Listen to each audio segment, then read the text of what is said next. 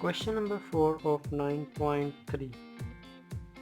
इसमें हमें find x if tan square 45 degree minus cos square 45 degree is equal to x sin 45 degree cos 45 degree and tan 45 degree. ये हमें दी हुई है equation.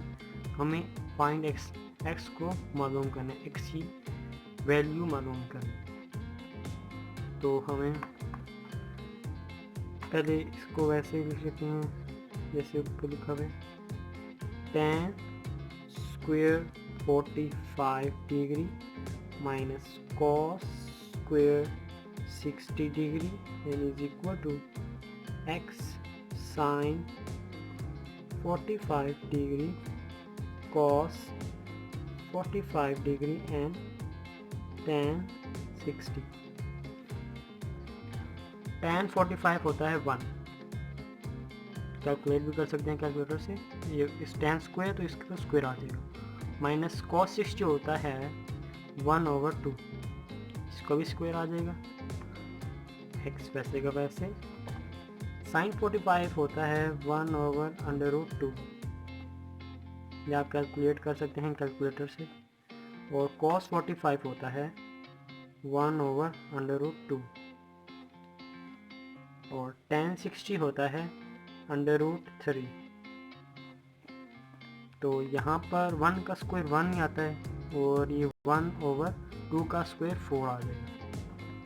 इसी तरह x को अब ये मल्टीप्लाई होंगे, ये 1 से मल्टीप्लाई होगा तो 1/, ये 2, क्योंकि √2 इज इक्वल टू 2, तो ये √3 का मल्टीप्लाई हो जाएगा ऐसा। तो यहाँ पर एलसीएम ले लेंगे, एलसीएम में आएगा 4 - 1/4 इज इक्वल टू x जाएगा √3/2, ये आ जाएगा 4 में से 1 गया 3/4 इज इक्वल टू √3/2। तो अब होगा इस तरह कि ये एक्सेस इधर आएगा।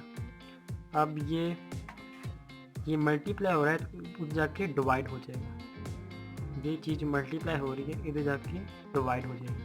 तो ये ऐसे हो जाएगी 3/4 divided by √3/2 is equal to x। अब हम इसको वैल्यू इधर कर लेते हैं, स्विच कर लेते हैं इस वैल्यू को इस साइड। तो इसको हम 3/4 वैसे के वैसे करते हैं, तो ये मल्टीप्लाई करना हो तो ये 2 ऊपर आ जाएगा और ये √3 नीचे। तो कैंसलिंग होती है, 2 × 1 = 2, 2 × 2 = 4, 3/√3, ये 2 ऐसे आ जाए।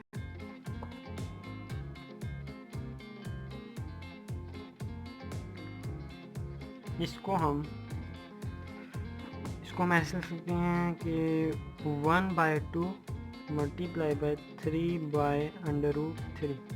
3/√3 होता है √3 इक्वल होता है, तो 2 मल्टीप्लाई √3 आ जाएगा।